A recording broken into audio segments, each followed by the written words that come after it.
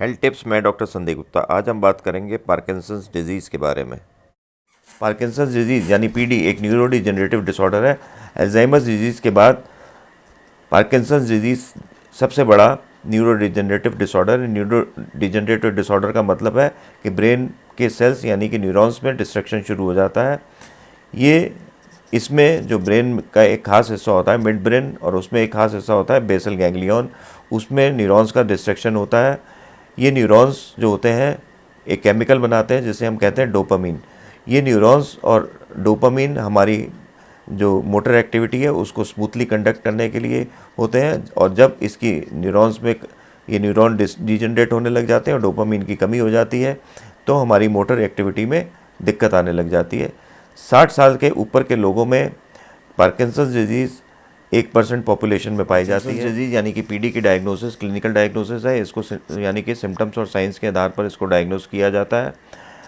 Imaging studies का इसमें बहुत कम रोल है। कुछ तरीके के स्कैन्स जो होते हैं वो अर्ली पार्किंसंस में हेल्पफुल होते हैं, पर ये बहुत कॉस्टली है, इसलिए इनका रोल बहुत लिमिटेड है। तो हम पार्किंसंस डिजीज़ की डायग्नोसिस क्लिनिकल डायग्नोसिस ही होती है। लेट पार्किंसंस में जिसके की सिम्टम्स बड़े टिपिकल होते हैं उसमें डायग्नोसिस बड़ी इजी होती है। अर्ली पार्किंसंस के साइंस और सिम्टम्स काफ़ी और डिजीज़ के साथ मिलते जुलते होते हैं, तो इसलिए अर्ली स्टेज पे पार्किंसंस डिजीज़ को डायग्नोस करना बड़ा मुश्किल होता है। तो हम बात कर रहे हैं कुछ अर्ली साइंस और सिम्टम्स के बारे में पार्किंसंस की डिजीज़ के बारे में।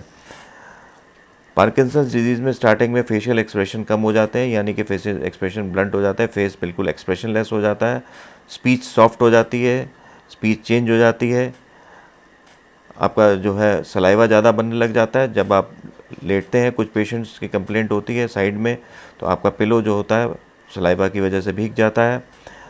आर्म स्विंग कम हो जाती है। जब आप चलते हैं तो हाथों को भी साथ में हिलाते हैं तो वो स्विंग जो होता है वो कम हो जाता है, मतलब हाथों का हिलाना कम हो जाता है। आपकी सेंस ऑफ स्मेल जो होती है वो कम हो जाती है।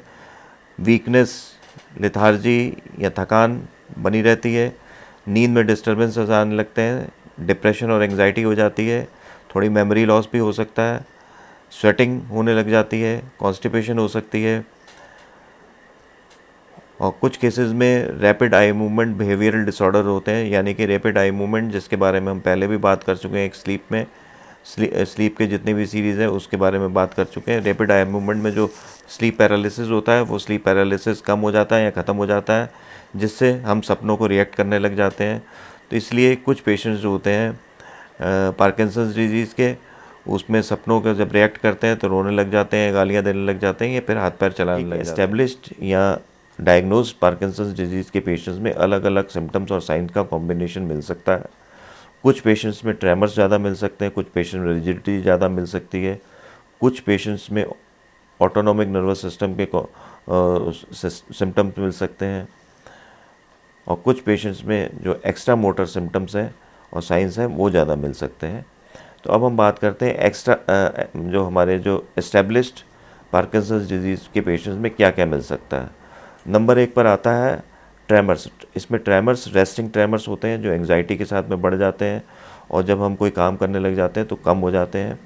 इसमें पिन रोलिंग टाइप के मूवमेंट्स होते हैं जिसमें 4 फिंगर और थंब को हम मूव करते रहते हैं। नंबर 2 पर आता है रिजिडिटी।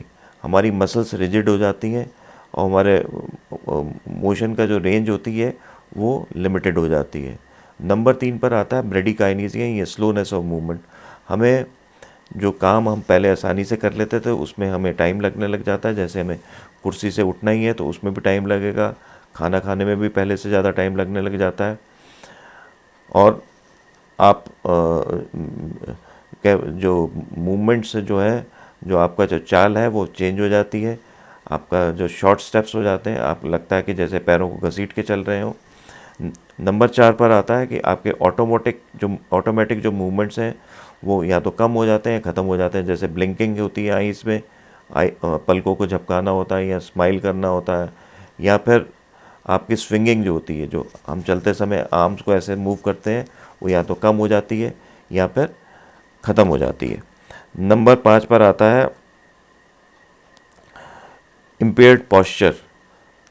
आपका पॉस्चर चेंज हो जाता है, फ्लेक्शन हो जाता है, आप फ्लेक्शन में चले जाते हैं। बैलेंस जो होता है आप अगर कम हो जाता है, आप एकदम अगर मूवमेंट एकदम चेंज करते हैं तो गिरने के चांसेस ज़्यादा रहते हैं। जब गिरने के चांसेस ज़्यादा रहते हैं तो चोट लगने के भी चांसेस ज़्यादा रहते हैं। नंबर 6 पर स्पीच में चेंजेस आ जाते हैं, हमारी स्पीच सॉफ्ट हो जाती है, मोनोटोनस हो जाती है, स्लर हो जाती है। नंबर 7 पर हमारे राइटिंग में चेंजेस आ जाते हैं। राइटिंग हमारी जो हमारे लेटर्स होते हैं वो शॉर्ट हो जाते हैं और लंबे समय तक लिखने में हमें दिक्कत आती है।